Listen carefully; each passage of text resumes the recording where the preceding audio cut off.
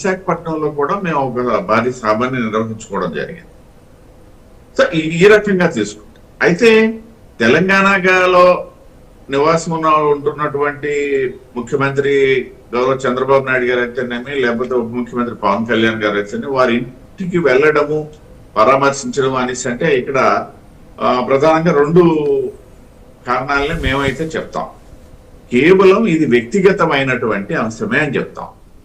కారణం ఏంటి అనేసి అంటే పవన్ కళ్యాణ్ గారు మీకు ఈ మధ్య తెలుసు, నిజంగా చెప్పాలంటే చాలా చిన్న అనారోగ్య కారణం అది వాస్తవానికి.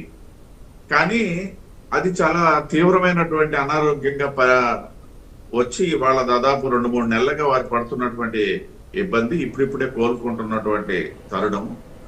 ఈ 2-3 నెలల్లో కూడా దేశం మొత్తం మీద జరిగినటువంటి 5 రాష్ట్రాల ఎన్నికల్లో మోడీ గారు అయితేనేమి, ప్రతి నాయకుడు అయితేనే బిజీగా ఉన్నటువంటి తరుణంలో నిన్న కాకతాళీయంగా వారు హైదరాబాద్ పర్యటన రావటం, వారిని పరామర్శించడానికి వల్ల కేవలం వ్యక్తిగతమైనటువంటి.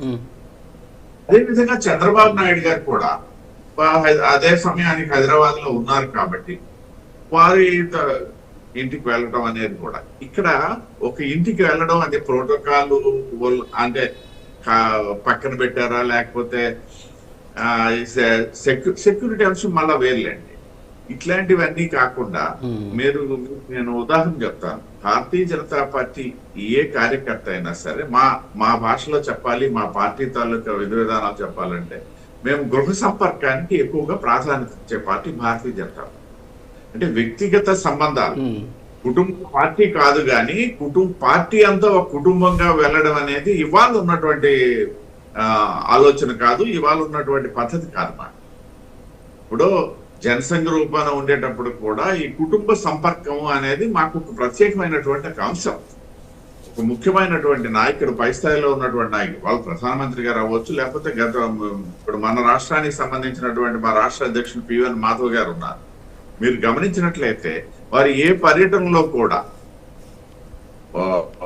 అల్పాహారానికనో, లేకపోతే మధ్యాహ్న భోజనానికనో, లేకపోతే రాత్రి భోజనానికి అని చెప్పేసి ఒక కాంటాక్ట్ ఇంటికి వెళ్తుంటాం. అవకాశం ఉన్నటువంటి దగ్గరలో కూడా మేము గృహ సంపర్కానికి ప్రాధాన్యత ఇస్తాం. అందున నిన్న ప్రధానమంత్రి గారు